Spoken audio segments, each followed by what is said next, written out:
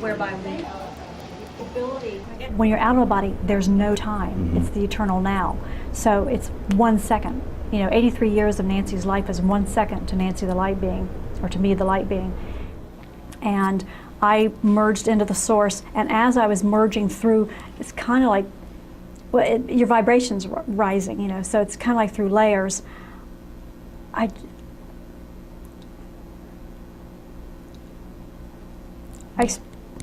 experienced, the source, and I was still thinking, gee, I could have done a better job at this life, and I really wish that people back on Earth knew what I'm now aware of. I mean, I would never have done this in a million years if I hadn't had the near-death experience that forced me into it. Final question. When people die, why don't more of them communicate to us from the other side? Oh, they do all the time. To you? Oh, my mom and dad, I always tell them they're better parents now than they ever were while they were in the body.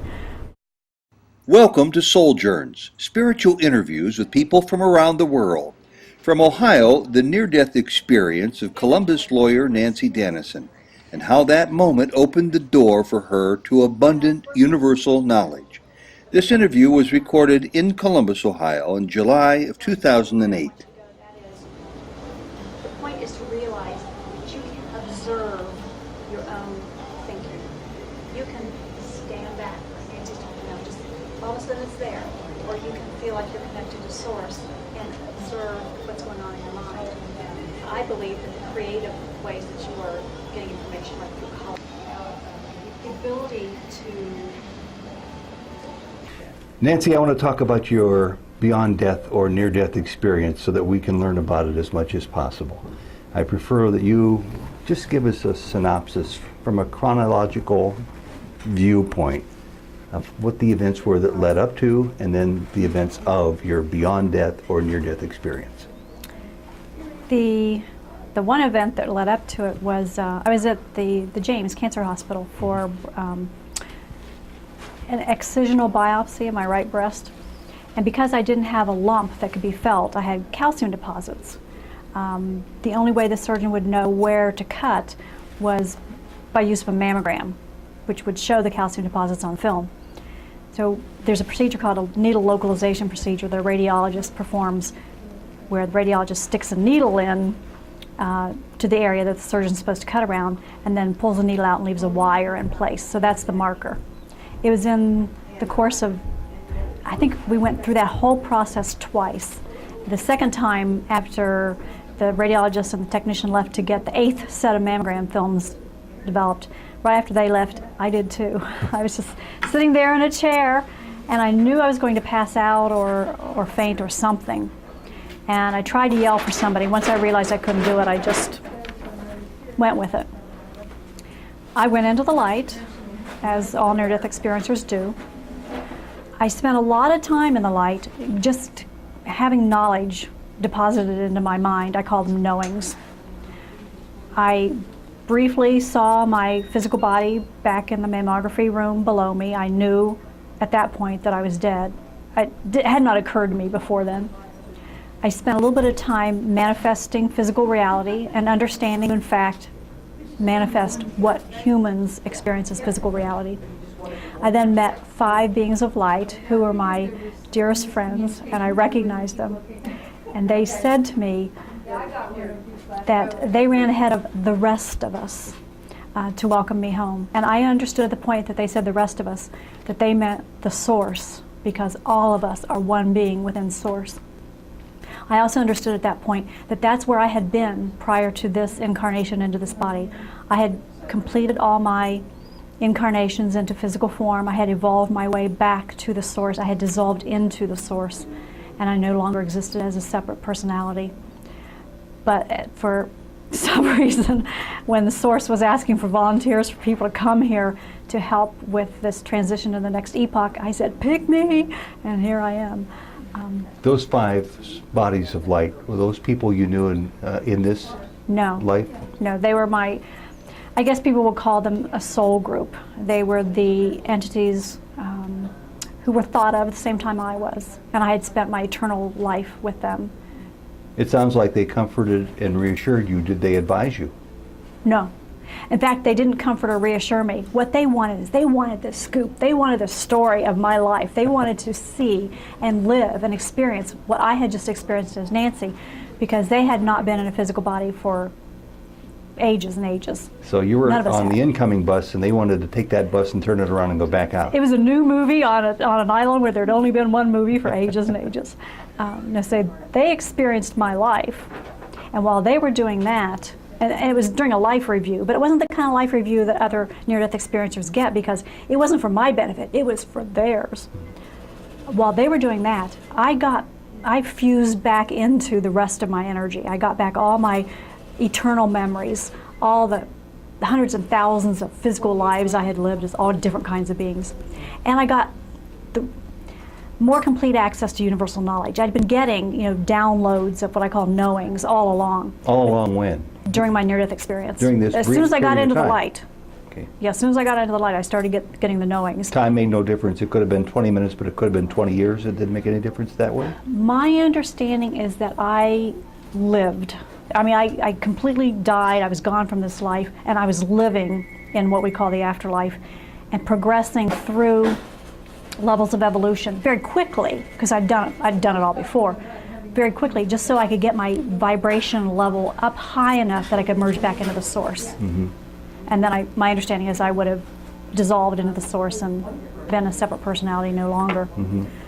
But when I got this access to the rest of universal knowledge, or the entire range of it, I was feeling very cheated during my human life, that all of this simple, loving wisdom had been withheld from me, that I had been indoctrinated in religious traditions that had nothing to do with what I was experiencing as true reality of our afterlife.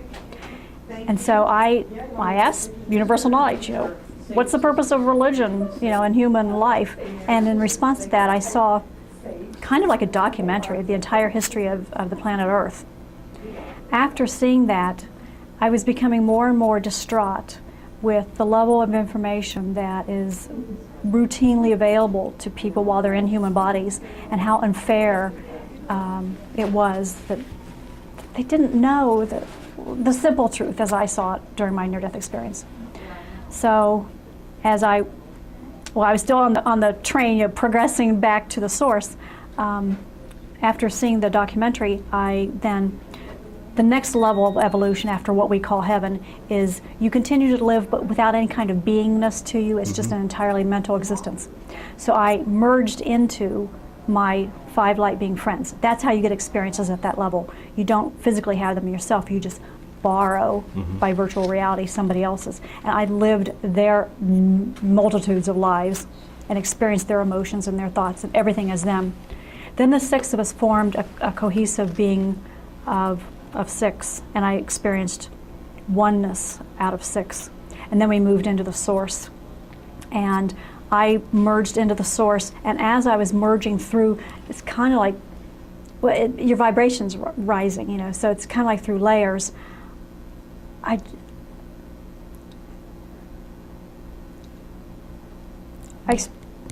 experienced the source. And I was still thinking, gee, I could have done a better job at this life, and I really wish that people back on Earth knew what I'm now aware of. And I got this intense feeling from the source that even though it was my time to leave this life, and even though I was supposed to dissolve back into the source, that it loved me enough to allow me to make the choice to come back here. And soon I was sent back to my body, kicking and screaming the whole way. Then when I got back into the body, it was difficult getting in. Eventually I was able to say to the doctor, I passed out. And then they started taking care of me and watched me like a hawk after that. Do you have any idea how many minutes had passed? No, all I know is that they left to get films developed And we had been at it, poking my breast with a needle for more than an hour, like close to an hour and a half. So I'm guessing they might have taken a break. So they were gone minutes, but how many, I have no idea. And you do remember distinctly being given this choice then. Oh yes, And as soon as you made that commitment in your mind, bingo, it happened. yes. Do you regret having made that choice? Some days.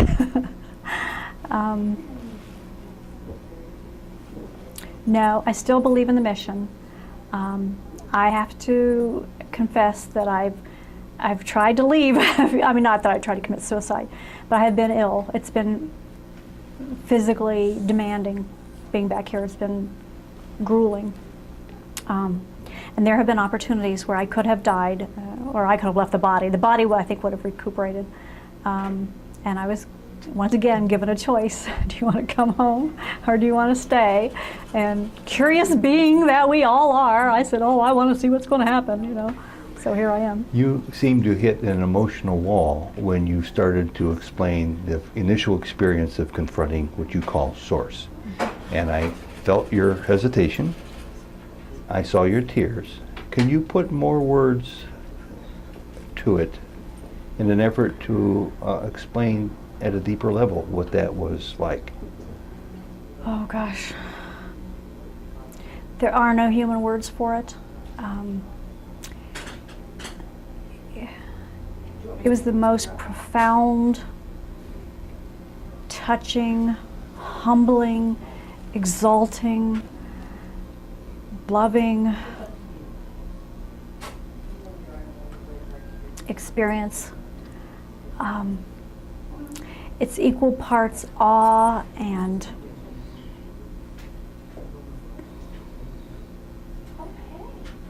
self-confidence, maybe. Was it a visual experience at all? No. No, Is no it something visual you at all. heard?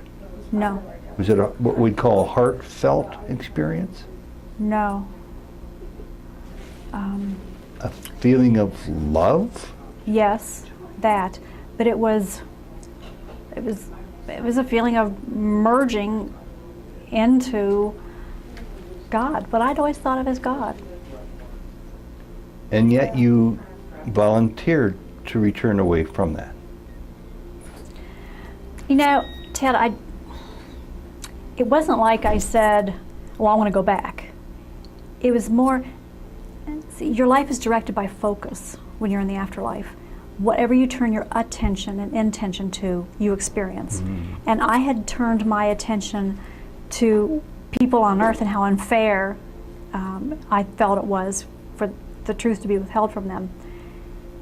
And at some point along the way, I must have formed the intention to come back here, but it wasn't a conscious decision. Well, you're very verbal, you're very bright, you're a lawyer,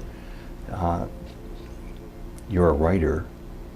So this information that's you mentioned being held from us is something that you can help bridge the gap with.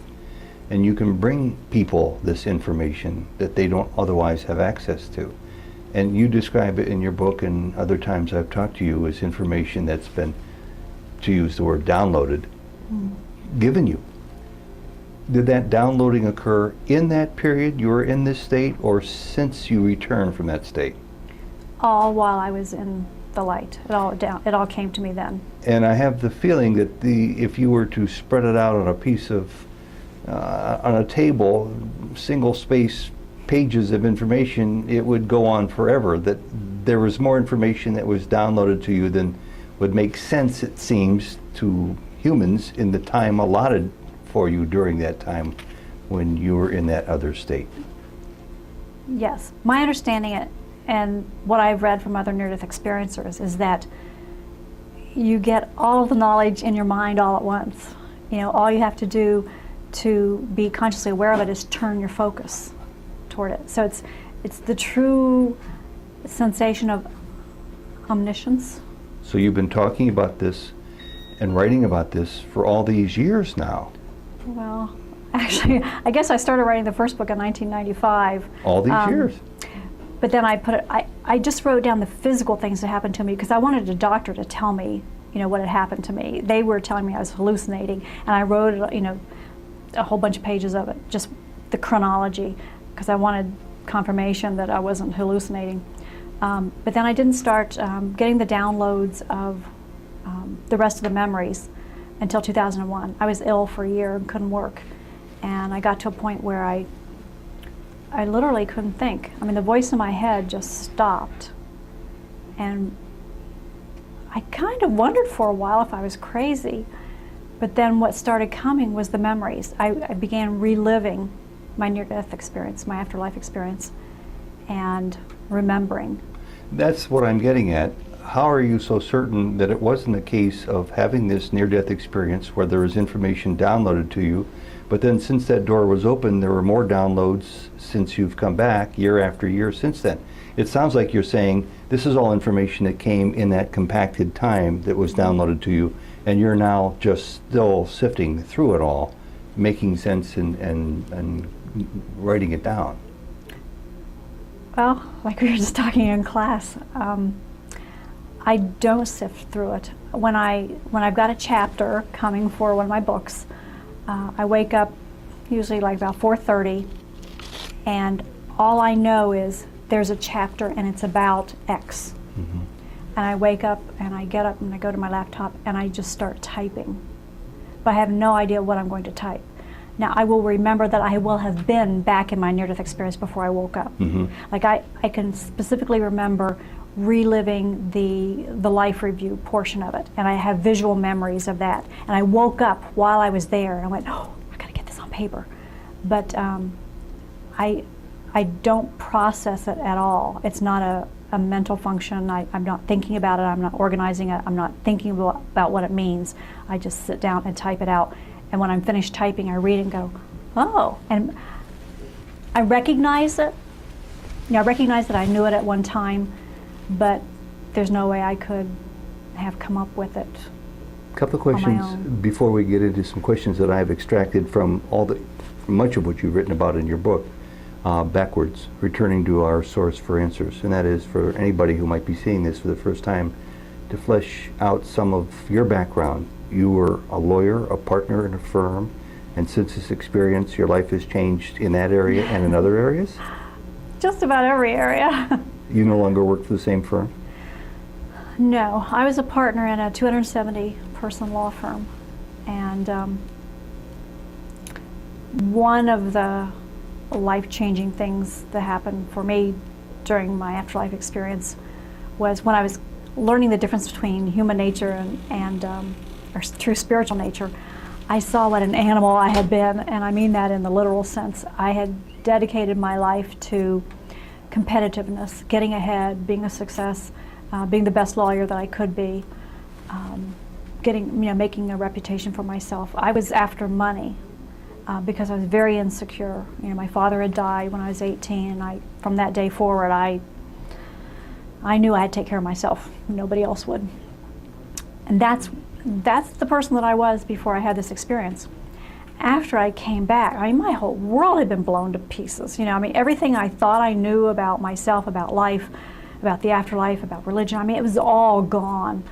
And I was kind of stumbling through life. And so not too long after my near-death experience, I had another experience, a meeting with counsel. There's, at least I have a counsel. I assume we all have a counsel, but it's a council of light beings who kind of called me before them, and I don't remember the experience. I just remember they kind of gave me a kick and said, you came back to life for a purpose, get on with it, you know.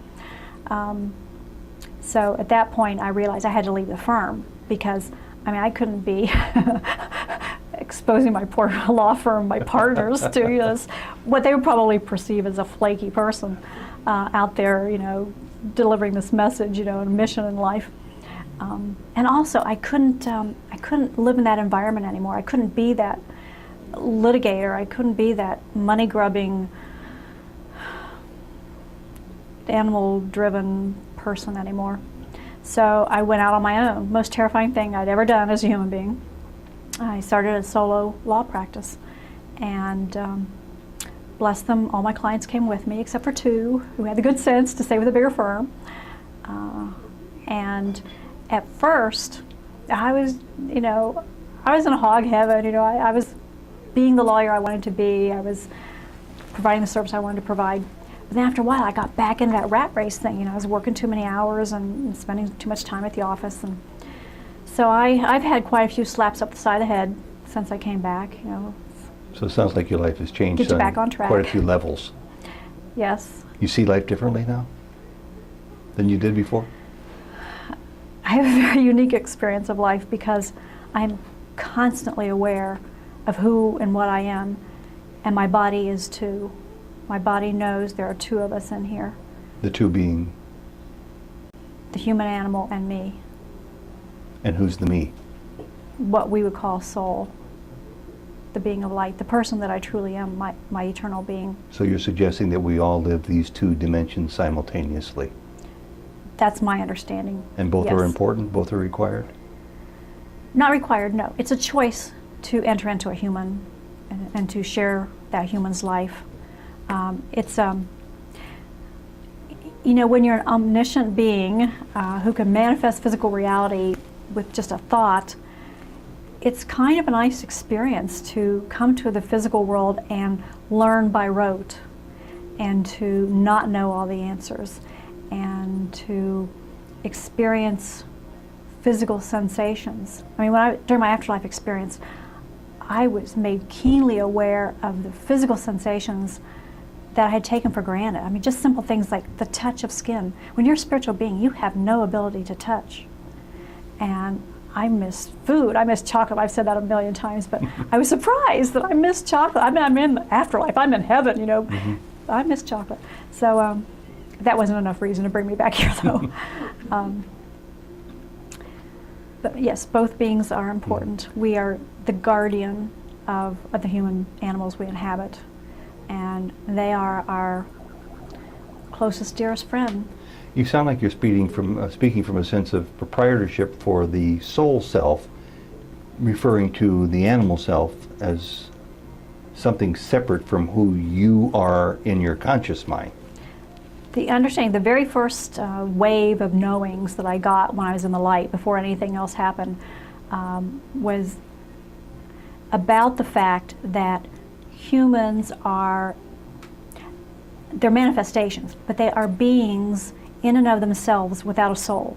In other words, humans are animals who are self-aware, they have intelligence, they have emotions, they have life, they have drives and instincts and memories and everything needed to be alive and to function normally in this environment on Earth. They do not need souls inside. We are not the life force of the human animals. We, on the other hand, I call beings of light, because that's when near-death experiencers, you know, describe their experience, they see these glowing beings. Well, call them beings of light. That's us. That's who we really are. And we can invest our energy, some of our energy, into a human animal as its soul. We are complete beings in and of ourselves. We have our own personalities, innate characteristics, memories, thoughts, emotions. They're similar to those that we experience in human life, but far outstrip anything that a human life has to offer. What prepared you for this role? Were you much of a spiritual or religious person prior to this event? Yes, I tried very hard to be a very good person. I read a lot of spiritual books. I mean, I was the little geeky kid that read Siddhartha, you know, in grade school when other people were out playing wiffle ball. I would have to say I was ill-equipped for this human life. From the time I was born, I felt different. I didn't understand human behavior. I still don't a lot of times. I've always felt like I didn't fit in. So I read spiritual books, about that I felt described our true nature, as a way of comforting myself, of reassuring myself that I wasn't alone. So this may have prepared you for the experience you were eventually destined to go through, at least a little bit. Yes. Why were you chosen to perform this function? Because I was off track. I mean, I was so far off track. We're all off track. How do you know? Well, I'm just guessing there's a lot of wayward people among us. Well, I can't speak for the other wayward people. All I know is that based on the information I was given during my experience, I volunteered to come here this life to be a messenger. I knew I'd been a catalyst. I mean, all my life I'd always felt like I was a catalyst in people's lives, saying or doing something that changed their life. A lot of times it was really not a good thing that I did, but anyway, it was what they needed at the time. But and I'm not the only one. There are maybe millions of us. There are lots of us here who came at this particular point in Earth's history to ease all of us into the next phase of human existence, the next phase of Earth. Know anybody else alive today who's experienced what you have to the degree you have? I don't know anyone, but I read an account by Mellon Thomas Benedict that sounded to me like he had been through, he'd been to the source. I have no doubt whatsoever that he merged into the source. That's the only NDE account that I've ever read where I felt that the person had the same experience I did. Silly question, but I'm sure there were professionals out there in the mental health field and physical health field who questioned whether or not this was a figment of your imagination, a dream, a hallucination, or something even more profound than that. Yeah, what my about doctors you? did. And how have you reconciled those questions? I don't care what they think. One of the commonalities among the near-death experience accounts that I have read of those who have gotten far enough into the experience is that the sense of reality there far, far outweighs the sense of reality we have here. Mm-hmm. I mean, looking back at human life from that vantage point, I could not believe that I ever thought this was real. Mm-hmm. And so the same sense of unreality that we get about dreams while we're here in human form, I had while I was there about human life. So there was no doubt in my mind that it was real and that that's true reality. This is a virtual reality game, a role, a play. A dream, an illusion? A dream, an illusion, a character that I'm playing. What is the purpose of the rest of your life in this act then? Well, my contract with the council is that I'm supposed to be giving people the information that I got while I was there to the best of my ability. And are you? I'm trying. I do have 2 books so far. The second one will come out October 1st. I'm trying to do some speaking. It's difficult for me physically. Mm-hmm. Well, I'm trying. I've loved sifting through your book, your first book, backwards, and I've prepared some 20 questions from it, if it's okay, and we'll just proceed if that's all right. You say you were 2 separate beings, flesh and light and energy. Is it possible to pierce the veil that separates our light being from our flesh being? Can we be aware of both simultaneously? I don't know if everybody can, but I am. And I think that's partly because my body caught me trying to leave on several occasions and was aware that I could leave and it would be alone here on this physical earth without me. So once you became aware of that my human duality, became aware of that. Yeah, you've simply retained that awareness. Yes. You don't question it, it's real. It's real. In talking about Source or God, you say Source by nature has unlimited curiosity. That really intrigues me. How could this be possible since Source is omniscient? What would be the point of curiosity? The curiosity is part of the creative nature, I think. I think the reason why some people engage in their art is they're curious about what's going to come, how it's going to turn out, where's their creativity going to flow. So that's part of the creativity of Source. The other part of it is, or the curiosity of Source, the other part of it is Source knows everything in an intellectual fashion. What it seeks is experiential knowledge.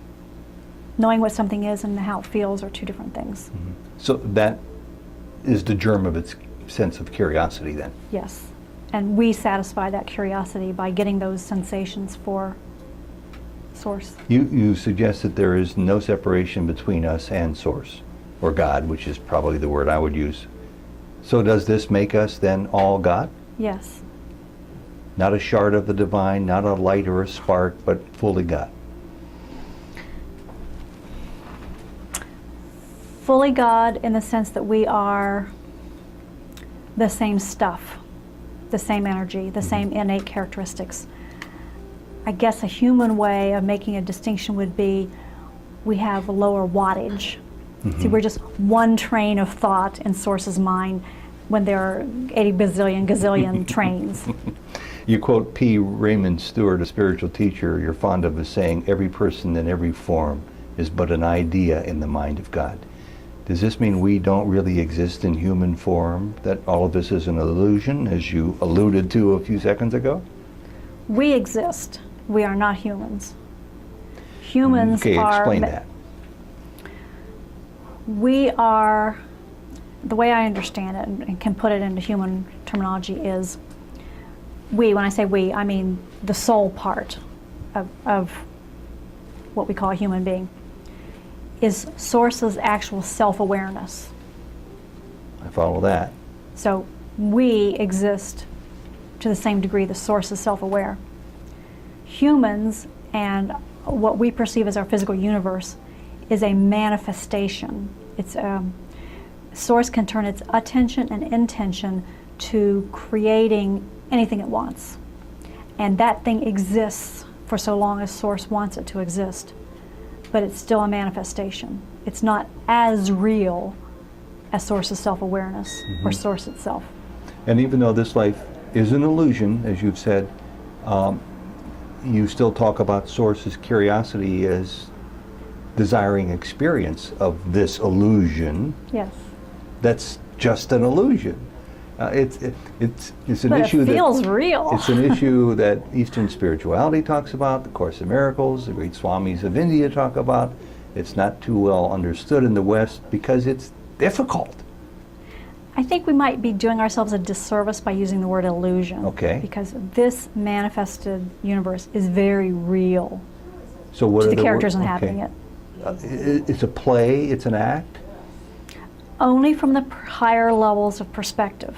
Okay. From the perspective that we have while we're here, it is absolute reality. It's the only reality we will know in this form. That's helpful. But as you leave this form and your vibration or your energy or your, whatever rises as you evolve closer or move closer to the Source, the less real this life appears. And the closest analogy I can come up with is dreaming. While you're asleep and dreaming, it seems very real. You have a nightmare and you react very violently to it. I mean, it seems like you are definitely being chased by a tiger or being thrown off an airplane. It's very real. When you wake up, even though you may have a little bit of the after effect of that emotion, you know the dream wasn't real. It's the exact same phenomenon. When we leave human life and go into our eternal life, we look back at human life. It was real while we were there, but now that we're not, it's no longer real. Which to us. leads me, the way you just described it so well, to my last question on this topic. You say that from the light being's perspective, human existence is an illusion of our own creation. Both disappear when the illusion is broken, such Right. as coming out of the nightmare dream. Can we break this illusion at will? While we're in a human form? It sounds like you have. Oh no, I cheated, I died. All illusions were broken for me. Okay, but now that you're back and you've learned this and this information's been downloaded to you, tomorrow morning if you choose not to get in a car and drive in the countryside of Columbus, but to break the illusion, can you do that? I can't, no. You can't do that. No. In other words, I'm pretty human in this body. describe the best way you can how all of this, the world around us, is that dream you were talking about. It's a very complex dream. I mean, there's 6 billion elements of the dream just called human beings in my dream, let alone all the cats and dogs and trees and species. We're capable of an illusion so profound? Well, not individually, but collectively, yes. The Source is manifesting this. And all of those who participate in it co-create with the Source. But again, I don't know that it really benefits anyone to think about this life as an illusion. I mean, we're here for a purpose, to experience this. And so when we keep telling ourselves, well, it's not real, it's an illusion, we're taking away from the very thing we chose to experience. We want to be humans. We want to sense and feel and hear and see and live as a human lives. Again, that's very helpful, because for those people who study A Course in Miracles or Eastern spirituality, you can get caught up prematurely in trying to dismiss everything because, oh, it's just the illusion. Yeah, and the way I look at that is, you'll have that perspective when you leave this life. You know, you have it for eons, for eternity. Mm-hmm. While you're in a human body, enjoy it. Yeah, enjoy the illusion, enjoy the perception, and just go with it. You say one aspect of light beings are souls. Again, there's source, there's light beings, there's souls, and then there's humans. Well, those are all artificial, okay. Distinctions that I make, but yes. That lower part of this energy to light beings are souls that lower part of their energy to the level they combine with humans. Do souls have a beginning, or like source, have they always been? I think of my soul as having a beginning. It may live forever, but it really sounds like it didn't have a beginning if it's part of source. That's not something I got a handle on, Mm-hmm. but my own personal history was that I came out of source and I'm going back in. I mean, it's a matter of focus or attention. Source can turn its attention to anything and everything, and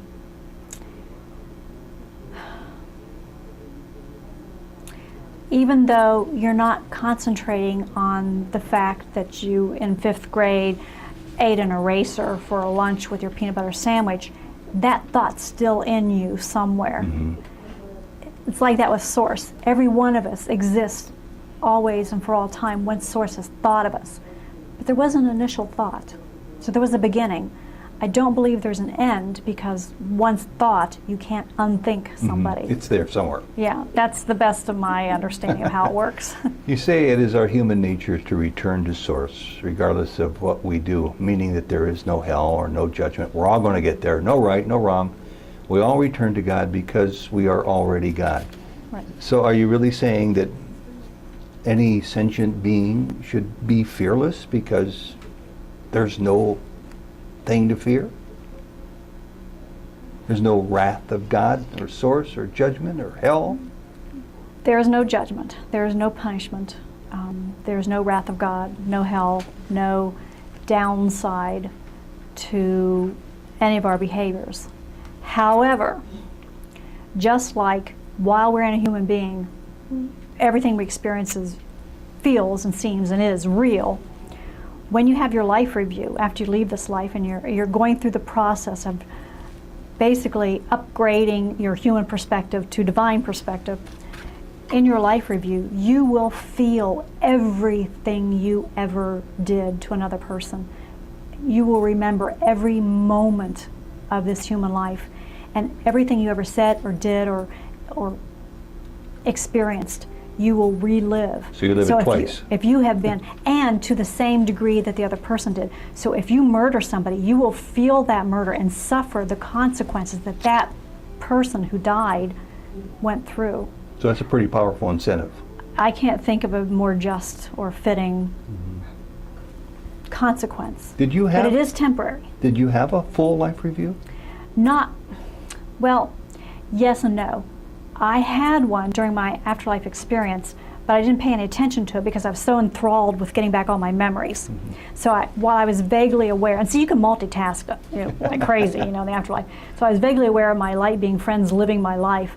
I had turned my focus somewhere else. I had another life review 3 years later after my afterlife experience, in which I saw every single second of Nancy's life from beginning to end. So I saw her future. By that I mean my body's future. And during that I did experience everything I'd ever done. I mean, the little nitpicky tiny things. You felt it to the full degree of the pain you inflicted in another person as they felt it. Yes. Assuming. And all the emotional consequences, yes.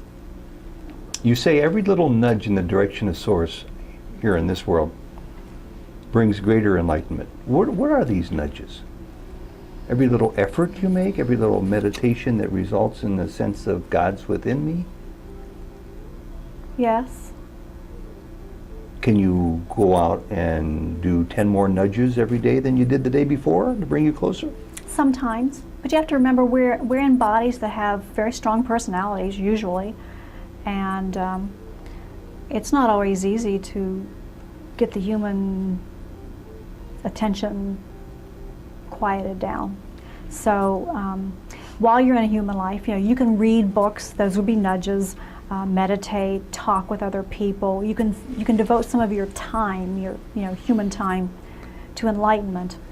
But I don't know if it's possible to spend huge amounts of time. I mean, what I'm getting at is I've read about the little guru sitting at the top of the mountain who's always, and I've heard near-death experiencers say that they're in spirit X amount of time. They must be much, much better at it than I am, because I can't do that. But I honestly don't believe you're supposed to do that. I mean, you do want to be enlightened and you do want to continue your evolution, and working in that direction is much better than the opposite direction, just living an animal life. But we're here to live an animal life. And I don't see anything wrong with not being enlightened, so to speak. I don't think I've ever heard it expressed quite so directly as that before, that we are here specifically to live this animal life and take full advantage of it. A lot of it's fun. So it's supposed to be fun. That's the kick. It's supposed to be fun. And then I like what you said about, it's nice to think nice thoughts, but we have this strong personality innate in each of us. Some would call that an ego. And ego can really work to our detriment much of the time, though, can't it? Well, so can being spiritual. Here's an example. Okay. Sorry. And I think this is in my first book. Souls, the spiritual side of us, we're used to living without a body. And so we like the feeling of weightlessness. So if you leave it up to soul, it might just jump the body off a cliff. Hey, I like this, it feels like home. It's like the guy who jumps off the top of a high building and all the way down says, so far so good, so far so good. You do reach the bottom. So my understanding of human personality and soul personality is there are what humans would call good and bad aspects to each. Ego is I have a degree in psychology. That's a psychological term to me. I find no place for it in my understanding of life now. I don't know what it means when people use it. Yeah, you're a head person. We live from our head case. much of the time, as all head cases do. And I once heard a man say, the shortest route is the biggest of all to make, and that's from your head to your heart, to live from your center of feeling. How much stock do you put in that? And everything we're talking about, becoming closer to our soul awareness, our light body awareness, our connection to source. Can we analyze it to death and get there, or should we forget about using our mind and go to the heart route? Feeling. well, the heart doesn't mean anything to me either, because that's a human perspective. How about feelings? Feeling of love, feeling of joy, feeling of peace. Yes, every step in that direction is a good step. An illiterate can have that. Absolutely. There's no thinking involved. Can you overanalyze? Can you overthink who you are? And no, I don't think so. Really? Because I think every creative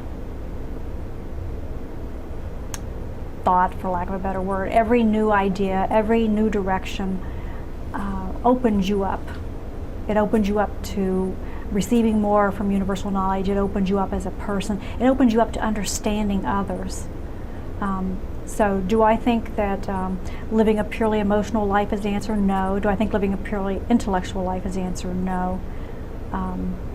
Both beings, human and soul, have emotions and intellect, and I think rounding out, see, that's what we do that's our purpose in coming to Earth and every other planet where we incorporate. We're getting 360 degrees experience on every single thing of which Source can conceive. The reason why Source is omniscient is because it has 360 degrees of understanding of everything. Where that experiential 360 degree knowledge comes from is us. I'm going to just guess that through the last half dozen years, you've encountered people who may have walked away slightly jealous of the fact that you've been receiving this downloaded information, and many of us, most of us, aren't aware of it. How many times have you had this instantaneous downloading of information from source?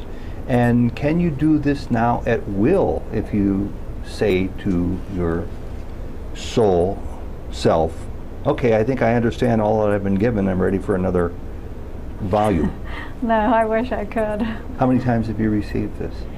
Well, I don't know what you're calling receiving downloads. I mean, I get, like, the material that's in my books is from memory. I mean, I'm reliving my near-death experience. From the initial download, and it may have from been what I only got one when I was download. there. It's remembering what I got then. Okay. But I also get, I guess, what I call downloads. I get information about people. It's like, you know how psychics get information about people. I get information about people. I get information about things. I get information for myself. I mean, I get bits and pieces of knowings from universal knowledge. Can I do it at will? No. Sometimes. Discernment, I would guess, is a big part of accepting as credible your recent revelation of information that may have been initially downloaded, or maybe it's our mind working over time and we're inspired as we are standing in a shower or taking a walk sometime. Do you wonder at all whether this is part of the downloaded information, or maybe it's part of being tired or being high from too much caffeine or whatever else might cause you to have some of this perceived understanding of what you're being given? I can generally tell when it's something that I have thought of, constructed myself from my memories, from my human experience, or when it's, I call it from the light guys, because I have 5 beings of light, and I call them the light guys. And it doesn't actually come from them, it comes from the universal knowledge that we all can access. But I can usually tell the quality of the information is different, the nature of it is different, and what I'm supposed to do with it is different. Okay.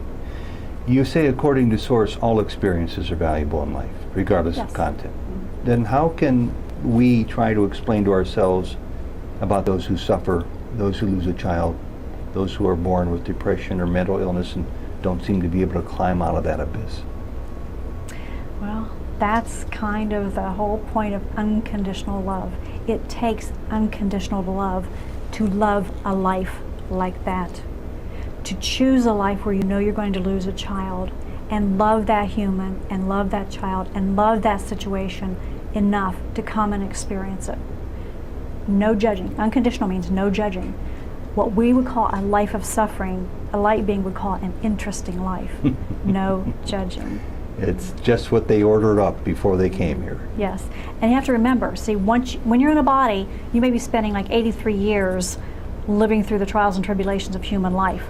When you're out of a body, there's no time. It's the eternal now. So it's 1 second. You know, 83 years of Nancy's life is 1 second to Nancy the light being, or to me the light being. And to know what it feels like to be murdered, or to be abused, or to lose a child, or any of the things that humans go through, to know experientially what that's like for 1 second is worth it. So we come in for the soul experience to learn these lessons that we set out to learn ahead of time? They're not lessons, they're experiences. Experiences. Do you know what your experiences are to be learned? Well, so you're going to lessons again. My understanding is that we are not here to learn lessons. Okay. We are here to have experiences. We know everything. I mean, once you're out of a body, you know everything. What's there to learn? You know, there are no lessons to learn. Again. What's the purpose of incarnating then in the first place? To gather experiences for Source. For Source to know experientially what it already knows intellectually. Okay. That's the ultimate purpose. We also choose lives to round out our 360 degrees understanding of any facet of human knowledge. You say because all energy ultimately returns to Source, there cannot be any true negative eternal consequences of any experience. The murderer you referred to a second ago. Right. Do you literally mean this? Do you believe this to be true? Yes.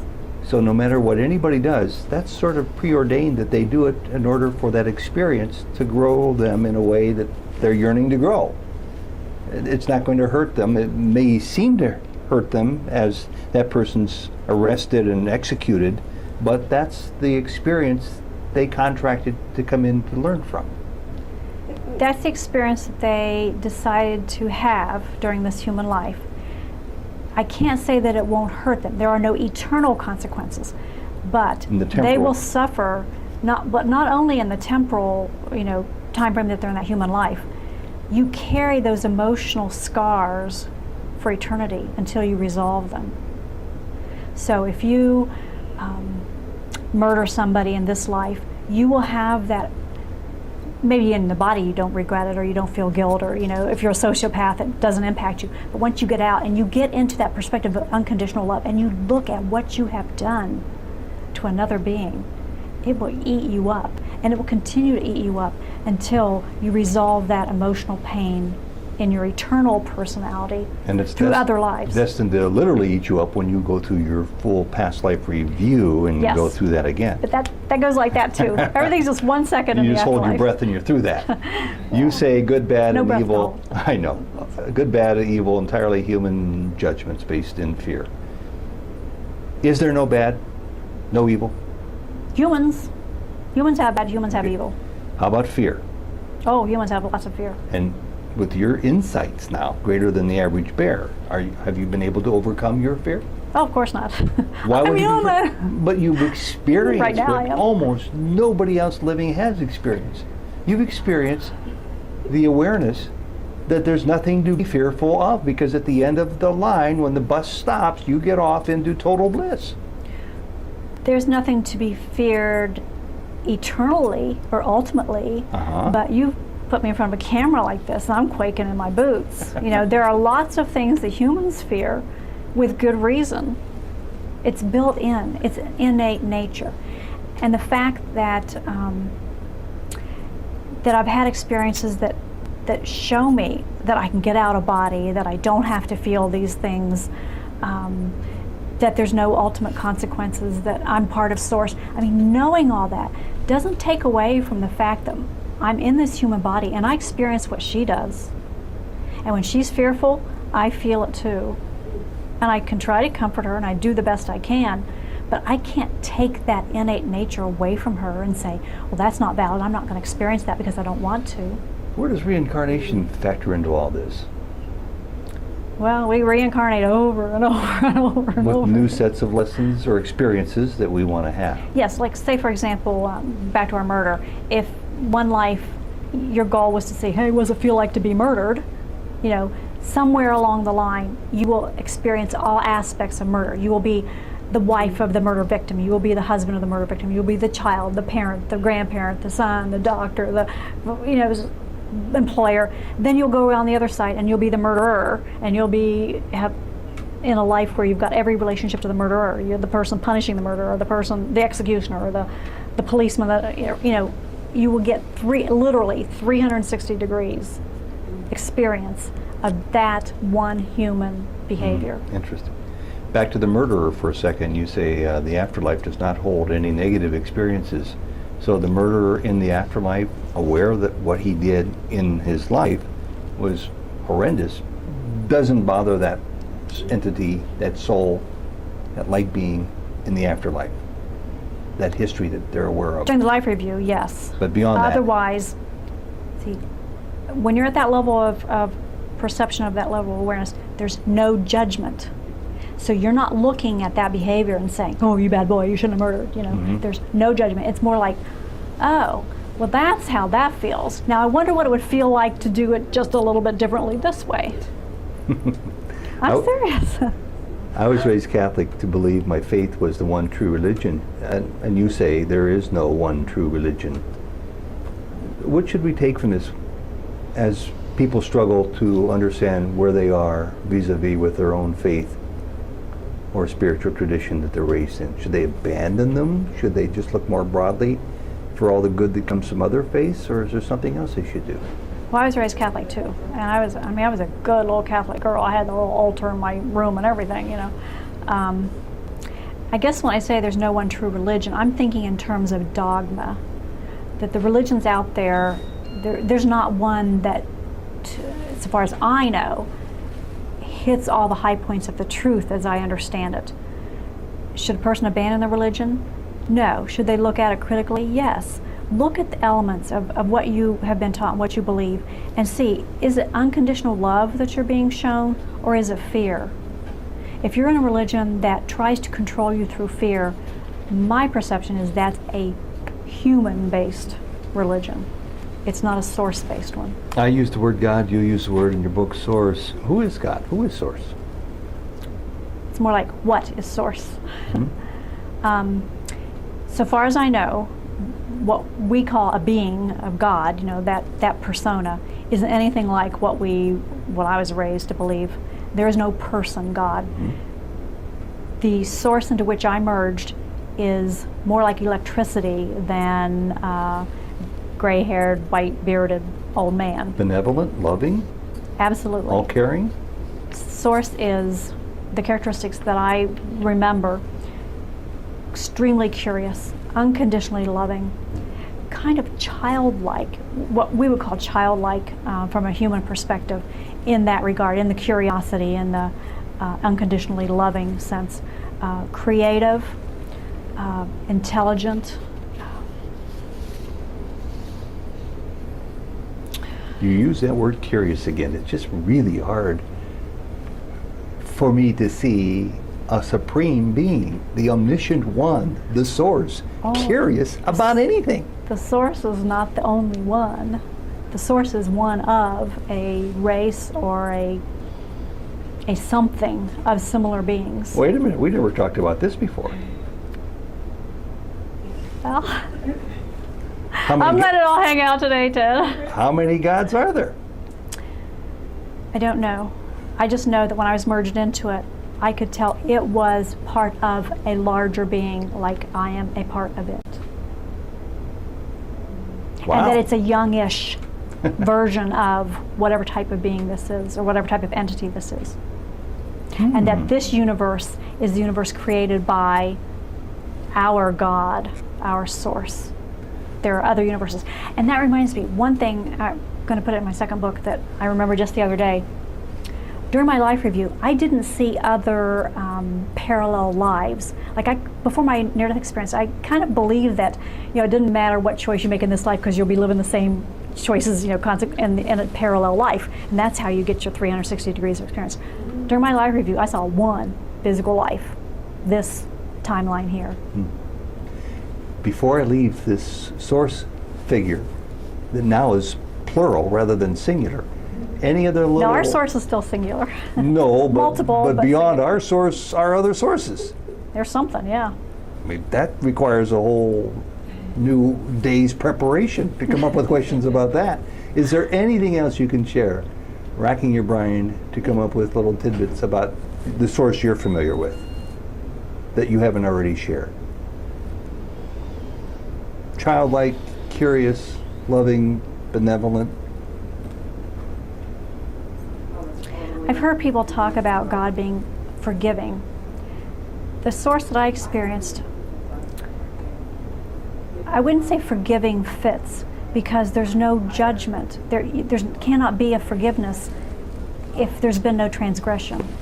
And the source with which I'm familiar has no judgment. That's also kind of a childlike quality, Accepting. Everything's cool, yeah, accepting, totally accepting. And, like the fact that just because I was arrogant enough to think that I should be the one to come back here and tell people the truth, Source was okay with that. It's like, that just blows my mind. A couple of final questions here. You talk about quieting the thinker. You talk about meditation, of allowing your light being to speak. How do you personally meditate? Oh, in a rocking chair. I rock.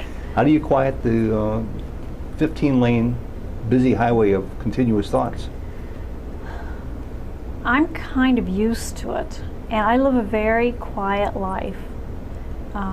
So it's not as hard for me as for somebody who's out there in the world, going to a job and raising kids and having a husband, blah, blah, blah. I pretty much live in my bubble, and when I need information, and especially if I need it in a hurry, I sit in my rocking chair and I rock, and I just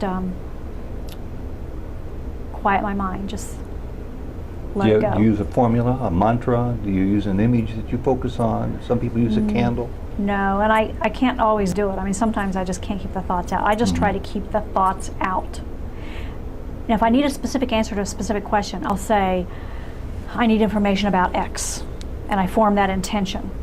And then I just try to shut up and listen.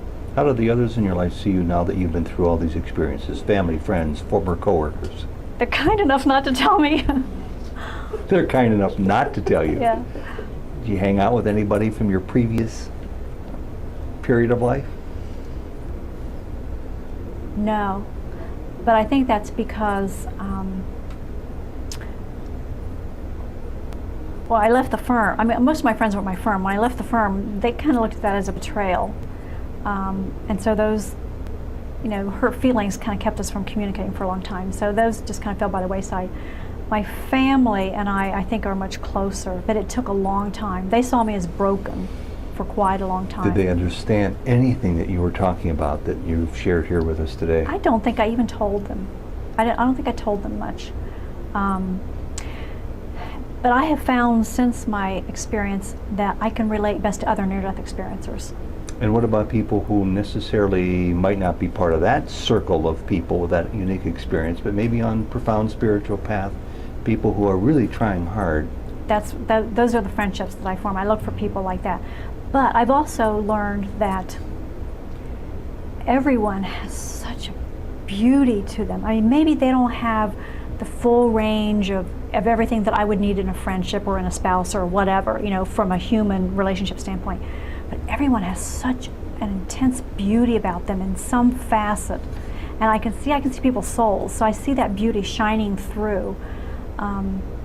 So I can, I feel close to just about everybody in that sense. Beauty aside, what does it mean to you that so few people, relatively speaking, it seems, share any interest in what you're about, what other near-death experience people are about, or even people who are on what I would call a profound spiritual journey?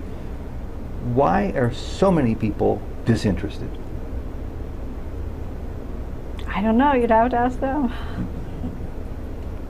Does it ever puzzle you that people aren't more chomping at the bit to find the most exciting? No. I think, oh my gosh, if they have a peaceful life in that regard, that would be wonderful.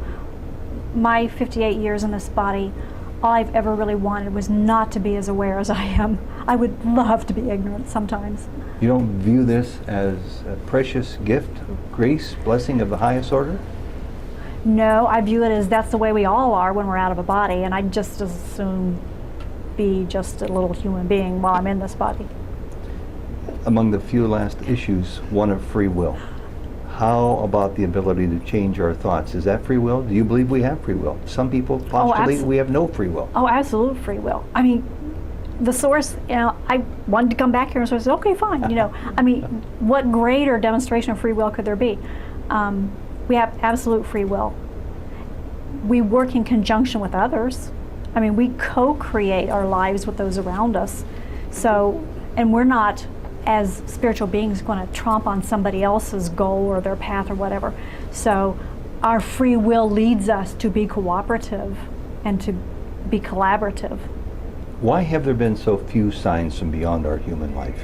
Why can't the Pope, Billy Graham, the Dalai Lama point to proof of people speaking or living beyond the grave? You've been there. But you're one in a million. Oh no, there are zillions of people out there. Well, I don't know about zillions, but everybody has had. I don't know any of them. That everybody has had some kind of spiritual awakening, some kind of information from universal knowledge, some contact with somebody who's crossed over. I mean, it's everywhere. It's a common experience. What isn't common is the fessing up to it. And our religious leaders are in a human structure where they are appointed to uphold and represent a particular frame of reference, a particular religion. They can't go off, like saying anything and everything that they may feel or experience if it's not congruent with their public persona. Ask them in private what they think and feel. It may be different, I don't know. But there are no few instances out there. There are millions and millions of them. It's just people aren't speaking out. I mean, I would never have done this in a million years if I hadn't had the near-death experience that forced me into it. Final question. When people die, why don't more of them communicate to us from the other side? Oh, they do all the time. To you? Oh, my mom and dad, I always tell them they're better parents now than they ever were while they were in the body. Did they communicate to you? Oh, yes. All They the time. advise you? They advise me. Counsel you? No. Share their love with you? Yes. And when I'm in too much pain, I can ask them to take it away, and they will. And when I'm doing my self-healing and I'm just done with a physical, I've just had it up to here with a physical problem, I will say, okay, I'm ready for this to be gone now. And I think they infuse energy into me, help me like boost my energy up enough that I can get over it. Nancy Dennison, thank you very much. You're welcome. It's okay. Okay. But when I say you're where I want you to go, that is, the point is to realize that you can observe your own thinking. You can stand back, like Nancy's talking about, just all of a sudden it's there. Or you can feel like you're connected to source and observe what's going on in your mind. I believe that the creative ways that you